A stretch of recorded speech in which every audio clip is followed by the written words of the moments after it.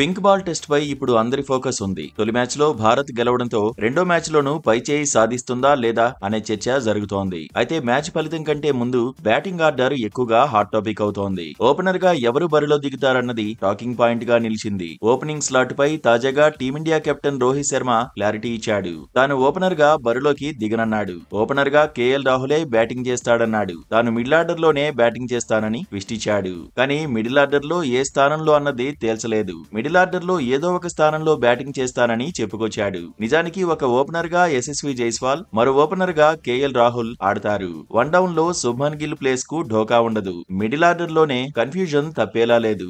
రోహిత్ శర్మ 4వ స్థానంలో ఆడతాడా లేదంటే 5వ స్థానంలోనా, అక్కడా కాకుంటే 6వ స్థానంలో ఆడతాడా అనేది ఆసక్తి రేపుతోంది. 4వ స్థానంలో విరాట్ కోహ్లీ రెగ్యులర్ గా ఆడతాడు. కెరీర్ లో ఎక్కువ మ్యాచ్ల్లో 4వ స్థానంలోనే బ్యాటింగ్ చేశాడు. పైగా పెర్త్ టెస్ట్ లో సెంచరీ కొట్టిన ఊపులో ఉన్నాడు. దీంతో విరాట్ కోహ్లీ పొజిషన్ ని కూడా హిట్ మ్యాన్ డిస్టర్బ్ చేయకపోవచ్చు. 5వ స్థానంలో రోహిత్ ఆడితే 6వ స్థానంలో రిషబ్ పంత్ రావాల్సి ఉంటుంది. పంత్ 5వ స్థానంలో ఆడితే హిట్ మ్యాన్ 6వ స్థానానికి మారాల్సిందే. అయితే బ్యాటింగ్ ఆర్డర్ లో పొజిషన్ మారడంపై రోహిత్ తన మనసులోని మాటలు చెప్పాడు. మిడిల్ ఆర్డర్ లో ఆడాలని తీసుకున్న నిర్ణయం తనకు కష్టంగానే ఉందని అన్నాడు. కాకపోతే జట్టుకు మంచి జరగాలన్నదే తన లక్ష్యం అన్నాడు. పెర్త్ లో కేఎల్ రాహుల్ అద్భుతంగా బ్యాటింగ్ చేశాడని గుర్తు చేశాడు. తన కొడుకుని ఎత్తుకుని మరి జైస్వాల్ కేఎల్ బ్యాటింగ్ చూశానని అన్నాడు.